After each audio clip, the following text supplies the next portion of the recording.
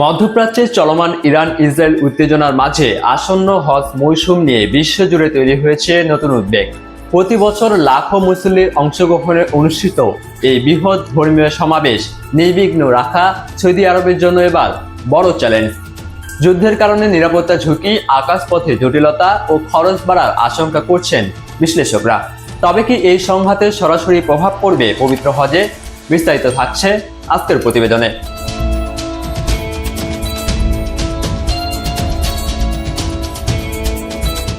হজ এলাকা বিশ্বের অন্যতম নিরাপদ স্থান হিসেবে বিবেচিত হলেও বর্তমানে যুদ্ধকালীন পরিস্থিতিতে স্পিল ওভার বা অনিচ্ছাকৃত হামলার ঝুঁকি একেবারে উড়িয়ে দেওয়া যাচ্ছে না।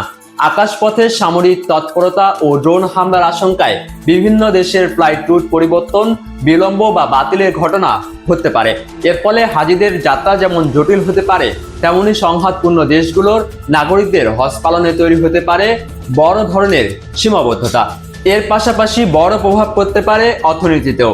যুদ্ধের কারণে তেলের বাজারে অস্থিরতা আন্তর্জাতিক পর্যায়ে জ্বালানির দাম বাড়িয়ে দিতে পারে, যার ফলে পরিবহন ও আবাসন সহ সার্বিক হজ ব্যয় অনেকটাই বৃদ্ধি পাওয়ার আশঙ্কা রয়েছে। তবে সংশ্লিষ্ট সূত্র বলছে, পরিস্থিতি সামাল দিতে সৌদি কর্তৃপক্ষ ইতিমধ্যে ব্যাপক প্রস্তুতি নিয়েছে। নিরাপত্তা জোরদার, আন্তর্জাতিক সমন্বয়ের মাধ্যমে যে কোনো জরুরি পরিস্থিতি মোকাবিলায় বিশেষ পরিকল্পনা হাতে নিয়েছে রিয়াদ। ইতিহাস ঘাটলে দেখা যায়, বড় সংকটের মুখেও হজ পুরোপুরি বন্ধ হওয়ার নজির খুবই বিরল। 930 খ্রিস্টাব্দে কারমাতি গোষ্ঠীর হামলা হজের ইতিহাসের বড় ট্র্যাজেডি হলেও ক্রুসেড চলাকালীন সময়ে হজ কাফেলার উপর আক্রমণ এক নতুন ইতিহাস তৈরি করেছিল। বিশেষ করে রেনাল দা সাতিও এর নেতৃত্বে লোহিত সাগর অঞ্চলের মুসলিম তীর্থযাত্রীদের উপর হামলার ঘটনা সে সময় মুসলিম বিশ্বে তীব্র প্রতিক্রিয়া সৃষ্টি করে।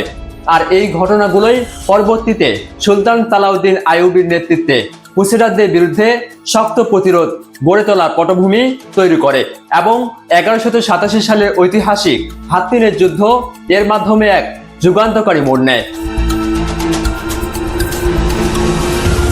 আধুনিক যুগে সরাসরি অমুসলিম বাহিনীর দ্বারা হজ চলাকালে বড় ধরনের হামলার নজির নেই। বিশ্লেষকদের মতে, সরাসরি হজকে লক্ষ্য করে কোনো রাষ্ট্রীয় হামলার সম্ভাবনা এবারও কম।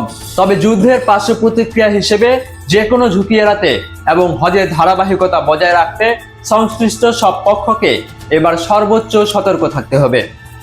মাহমুদ বিন মারুফ, নিউজ ডেস্ক, ডেইলি সকালবেলা।